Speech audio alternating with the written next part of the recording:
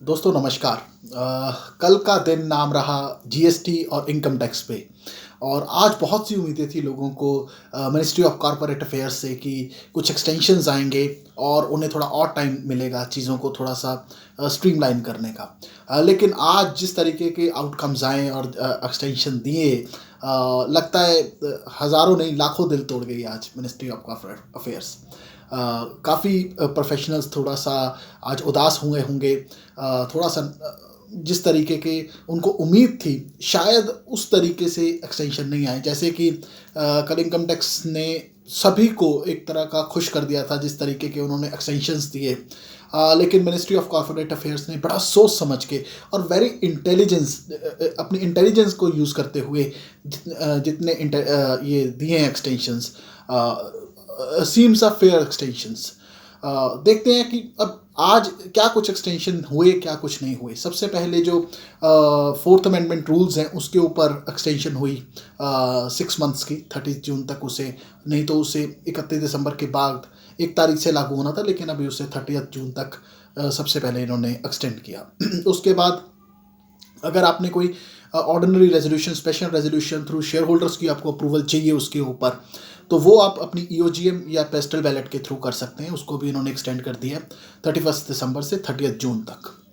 उसके बाद जो फाइनेंशियल स्टेटमेंट्स के जो रिजल्ट्स हैं उसको वीडियो कॉन्फ्रेंसिंग के थ्रू अलाउ कर दिया गया है। 31 दिसंबर से भी उसका एक्सटेंशन बढ़ा के 6 महीने 30 जून तक कर दिया गया है। तो ये तो एक्सटेंशंस में कोई इतनी कोई खास बात थी नहीं, और ड्यू टू कोविड ये हार्डली रिक्वायर्ड थे ये सारे एक्सटेंशंस। उसके बाद जो लोगों को उम्मीद थी, एक तो लोगों तो सीएफएसएस स्कीम के ऊपर काफ़ी उम्मीद थी कि इसके ऊपर एक्सटेंशन लगेगा। उसके बाद लोगों को एलएलपी स्कीम जो चल रही थी उसके ऊपर उम्मीद थी। फिर जो चार्ज फाइलिंग फॉर्म्स थे उसके ऊपर उम्मीद थी कि एक्सटेंशन लगेगा। और तो ये कुछ चीज़ें थीं जिसके ऊपर उम्मीद थी कि एक्सटेंशन आएगा, लेकिन आया नहीं है। अब सीएफएसएस काफ़ी पुरानी स्कीम थी, 3-4 बार उसका एक्सटेंशन हो चुका है उससे पहले। तो गवर्नमेंट देखें, कोई भी स्कीम गवर्नमेंट तब नहीं एक्सटेंड करती जब उसे लगे कि या तो वो फ्यूचर में उनसे अच्छी रिकवरी कर सकती है या उन्हें लगे कि उस तरीके का रिस्पांस नहीं मिल पा रहा। सीएलएसएस स्कीम आज से कुछ 4-5 साल पहले आई थी, काफ़ी सक्सेसफुल स्कीम थी। लेकिन इस स्कीम में ये कोविड के पीरियड में आई, लोग लॉकडाउन में फंस गए, उसके बाद रेगुलर ऑफिसेज हो नहीं पाए, और फिर जब हो पाए तो एकदम से इनकम टैक्स रिटर्न्स, ऑडिट्स का प्रेशर आ गया। तो शायद लोग उतना इसको इफ़ेक्टिवली यूज़ नहीं कर पाए जितना लगता है कि उन्हें करना चाहिए था या स्कीम का होना चाहिए था।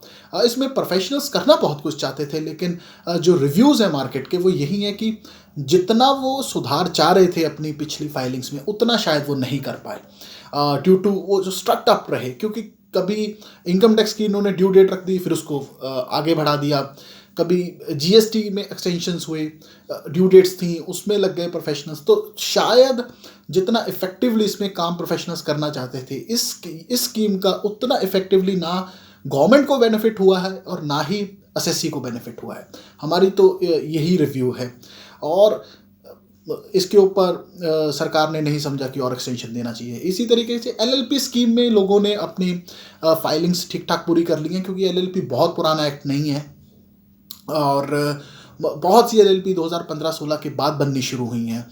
तो इसमें लोगों से ज़्यादा पेंडेंसी नहीं थी, लेकिन फिर भी जिस तरीके से इफेक्टिव यूटिलाइज प्रोफेशनल्स करना चाहते थे स्कीम का, 100% इसका भी यूज़ नहीं हो सका। लेकिन गवर्नमेंट को लगा कि अब इसका एक्सटेंशन देना अभी शायद मुनासिब नहीं है।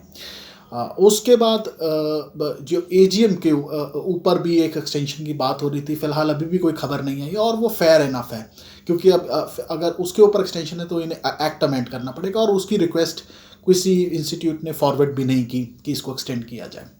उसके बाद ये जो केवाईसी फॉर्म था उसकी भी एमसीए ने अनाउंस कर दिया है कि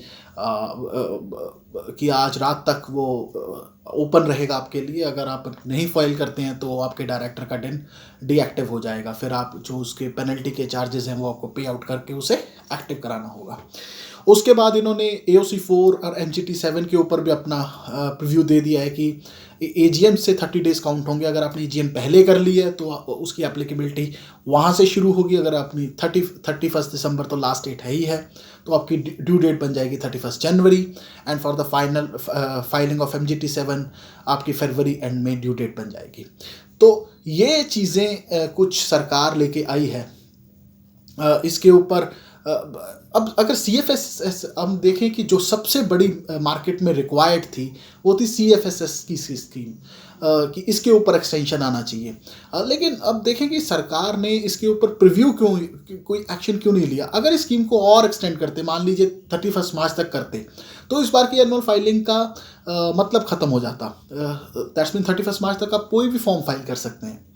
उसके बाद दूसरा ये था कि शायद सरकार को लगा कि अगर और हम इसे मार्च तक लेके भी जाएंगे तो शायद प्रोफेशनल्स इसके ऊपर अभी भी काम नहीं कर पाएंगे, क्योंकि अभी इनकम टैक्स रिटर्न्स की आपकी ड्यू डेट है, फिर आपकी GST की ड्यू डेट्स हैं, तो शायद इसका इतना इफेक्टिवली यूटिलाइज नहीं हो पाएगा जिस तरीके से ये स्कीम आई कोविड में, फिर उसके बाद ड्यू डेट्स नहीं। तो अगर इसे 30 जून तक एक्सटेंड करते तो फिर इस बार की एनुअल फाइलिंग का मतलब ख़त्म हो जाता। तो शायद हो सकता है फ्यूचर में कभी और इस स्कीम को किसी और अच्छे टाइम के ऊपर सरकार बेटर वे में लेके आए। लेकिन शायद इस स्कीम का प्रोफेशनल्स की भी कुछ गलतियां हैं, जिस तरीके से इसका यूटिलाइज होना चाहिए था शायद नहीं हो पाया है। तो ये आज अपडेट्स रही कुछ मिनिस्ट्री ऑफ कॉर्पोरेट अफेयर्स की तरफ से। जब सुबह हुई थी लोगों को काफ़ी उम्मीद थी कि कुछ एक्सटेंशंस और जो हमने डिस्कस किए हैं ये आएंगे, लेकिन अभी तक तो कोई ऐसी अपडेट नहीं है। और अभी तक जो हमने आपसे डिस्कस किया है यही लग रहा है कि सरकार का मूड है। फिर भी अगर कोई मिडनाइट या कल सुबह कोई अपडेट आती है इसके ऊपर, कोई इस तरीके की एक्सटेंशन की बात बनती है, तो हम आपसे डेफिनेटली जुड़ेंगे। लेकिन लग नहीं रहा कि इस टाइम इस बार सरकार CFSS और LLP स्कीम को फर्दर एक्सटेंड करे। तो ये जो ज़रूरी एक्सटेंशंस थी, हार्डली एक्सटेंशंस थी, वो सरकार ने दे दी हैं, लेकिन जो उन्हें लग रहा है कि नहीं मुनासिब हैं फर्दर एक्सटेंशंस, उसको उन्होंने रोक लिया है।